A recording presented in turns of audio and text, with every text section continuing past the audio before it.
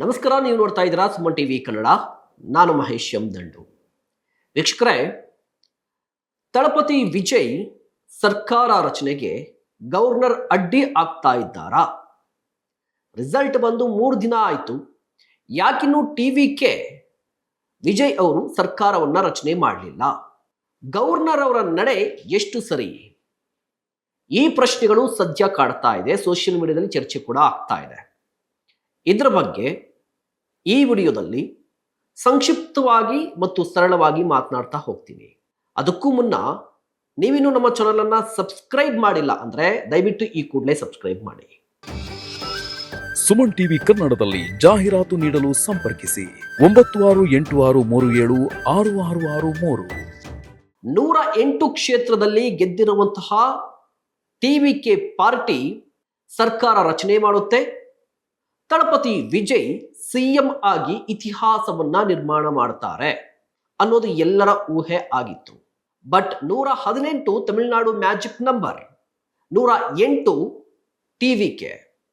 ಬಹುಮತಕ್ಕೆ ಬೇಕಾಗಿರುವಂಥದ್ದು ಇನ್ನು 8 ಬಾಕಿ ಇದೆ. ಇದರ ನಡುವೆ ಕಾಂಗ್ರೆಸ್ ಬಹಿರಂಗವಾಗಿ ಬಂದು ಟಿವಿಕೆಗೆ ನಮ್ಮ ಬೆಂಬಲ ಅಂತ ಹೇಳಿದೆ. ಸೊ ಕಾಂಗ್ರೆಸ್ +5 ಆಗಿದೆ 113. ಆದರೂ ಕೂಡ ಇನ್ನು 5 ಶಾಸಕರ ಕೊರತೆ ಇದೆ ಟಿವಿಕೆ ಪಕ್ಷ ಸರ್ಕಾರವನ್ನ ರಚನೆ ಮಾಡೋದಕ್ಕೆ. ಇದು ಒಂದು ಕಡೆ. ಮತ್ತೊಂದು ಕಡೆ ಡಿಎಂಕೆ ಎಡಿಎಂಕೆ ಒಂದು ಸರ್ಕಾರವನ್ನ ರಚನೆ ಮಾಡಿಬಿಡುತ್ತೆ, ಮಹಾ ಮೈತ್ರಿ ಆಗ್ಬಿಡುತ್ತೆ, ಆ ರೀತಿ ಚರ್ಚೆ ನಡೀತಾ ಇದೆ ಅನ್ನುವಂತ ಮಾತು ಕೂಡ ಇದೆ. ಅದು ಎಷ್ಟು ಸತ್ಯ ಎಷ್ಟು ಸುಳ್ಳು ಗೊತ್ತಿಲ್ಲ. ಇದರ ನಡುವೆ ರಾಜ್ಯಪಾಲರ ಅಂದ್ರೆ ತಮಿಳುನಾಡಿನ ರಾಜ್ಯಪಾಲರ ನಡೆ ಎಷ್ಟು ಸರಿ ಅನ್ನುವಂತಹ ಪ್ರಶ್ನೆಗಳು ಈಗ ಮೂಡ್ತಾ ಇದೆ.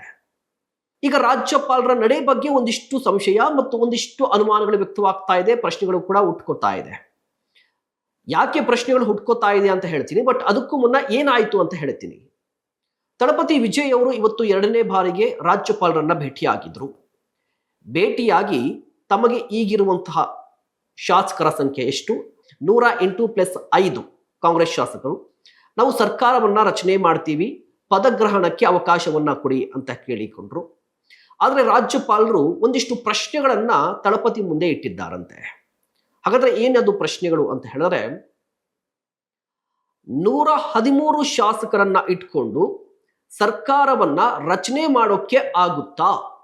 113 ಶಾಸಕರನ್ನ ಇಟ್ಕೊಂಡು ಸುಭದ್ರ ಸರ್ಕಾರವನ್ನ ಕೊಡೋಕೆ ಆಗುತ್ತಾ? ಈ 113 ಶಾಸಕರನ್ನ ಹೊರತುಪಡಿಸಿ ಬೇರೆ ಯಾವುದಾದ್ರೂ ಪಕ್ಷದ ಶಾಸಕರು ನಿಮ್ಮನ್ನ ಬೆಂಬಲಿಸಿದ್ದಾರಾ? ಅಥವಾ ಬೇರೆ ಪಕ್ಷ ನಿಮ್ಮನ್ನ ಬೆಂಬಲಿಸುತ್ತೆ ಅಂತ ಹೇಳಿ ಖಚಿತವಾಗಿ ಹೇಗೆ ಹೇಳಲಿಕ್ಕೆ ಇಷ್ಟಪಡ್ತೀರಿ? ಹೇಗೆ ಹೇಳ್ತೀರಿ?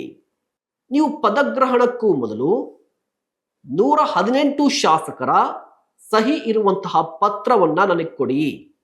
ಅಂದ್ರೆ 118 ಶಾಸಕರು ನನ್ನನ್ನ ಬೆಂಬಲಿಸ್ತಾ ಇದ್ದಾರೆ ಅನ್ನುವಂಥ ಪತ್ರವನ್ನ ಕೊಡಿ. ಅದಾದ ನಂತರ ನೀವು ಪದಗ್ರಹಣವನ್ನ ಸ್ವೀಕಾರ ಮಾಡಿ ಅಂತ ಹೇಳಿದ್ದಾರಂತೆ. ಅಲ್ಲಿಗೆ ಸದ್ಯಕ್ಕೆ ಟಿವಿಕೆ ಪಕ್ಷ ಸರ್ಕಾರವನ್ನ ರಚನೆ ಮಾಡೋದಕ್ಕೆ ಗವರ್ನರ್ ಅಡ್ಡಿ ಆಗಿದ್ದಾರೆ ಅಂತ ಹೇಳಿ ವಿಶ್ಲೇಷಣೆ ಮಾಡಲಾಗ್ತಾ ಇದೆ. ಹಾಗಾದ್ರೆ ನಿಜವಾಗ್ಲೂ ಕೂಡ ಗವರ್ನರ್ ಅಡ್ಡಿ ಆಗಿದ್ದಾರಾ?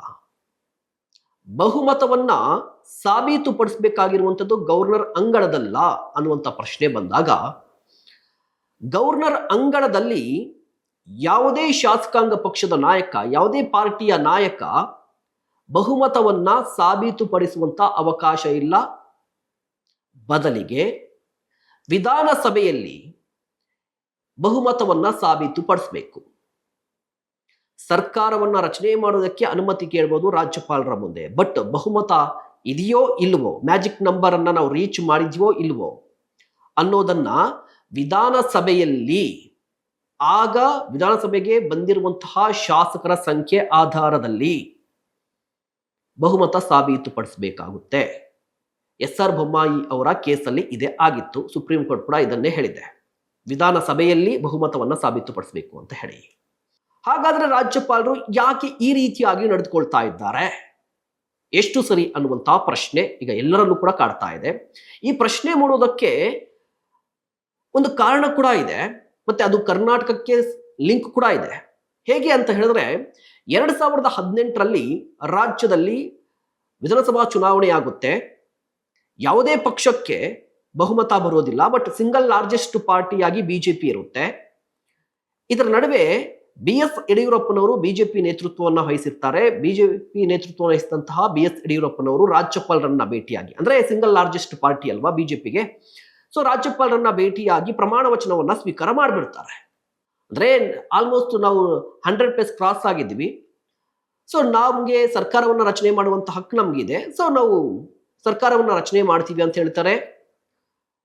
3 ದಿನ CM ಆಗಿರ್ತಾರೆ, ಪ್ರಮಾಣ ವಚನ ಸ್ವೀಕಾರ ಮಾಡ್ತಾರೆ. ನೋಡಿ, ಕರ್ನಾಟಕದಲ್ಲಿ BS ಯಡಿಯೂರಪ್ಪನವರಿಗೆ ಬಹುಮತ ಇಲ್ಲದೆ ಇದ್ರೂ ಕೂಡ ಪ್ರಮಾಣ ವಚನ ಸ್ವೀಕಾರ ಮಾಡೋದಕ್ಕೆ ಅವಕಾಶವನ್ನ ಕೊಡ್ತಾರೆ ರಾಜ್ಯಪಾಲರು. ಅದಾದ ನಂತರ ವಿಧಾನಸಭೆಗೆ ಬರ್ತಾರೆ. ವಿಧಾನಸಭೆಯಲ್ಲಿ ವಿಶ್ವಾಸ ಮತಯಾಚನೆ ನಡೆಯುತ್ತೆ. ಅದರಲ್ಲಿ BS ಯಡಿಯೂರಪ್ಪನವರಿಗೆ ಸೋಲಾಗುತ್ತೆ, ರಾಜೀನಾಮೆ ಕೊಡ್ತಾರೆ. ಅಂದ್ರೆ ಕರ್ನಾಟಕದಲ್ಲಿ ಬಹುಮತ ಇಲ್ಲದೆ ಇದ್ರೂ ಕೂಡ BS ಯಡಿಯೂರಪ್ಪನವರು ಪ್ರಮಾಣ ವಚನವನ್ನ ಸ್ವೀಕಾರ ಮಾಡಿದ್ರು ಮುಖ್ಯಮಂತ್ರಿಯಾಗಿ. ಅದಾದ ನಂತರ ವಿಧಾನಸಭೆಗೆ ಹೋದ್ರು, ವಿಶ್ವಾಸ ಮತಯಾಚನೆಯಲ್ಲಿ ಸೋತ್ರು.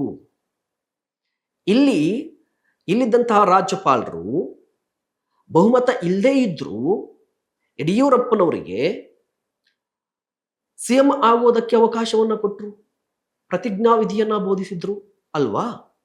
ಬಟ್ ಈಗ ತಮಿಳುನಾಡು ಅಂತ ಬಂದಾಗ ಅಲ್ಲಿರುವಂತಹ ಗವರ್ನರ್,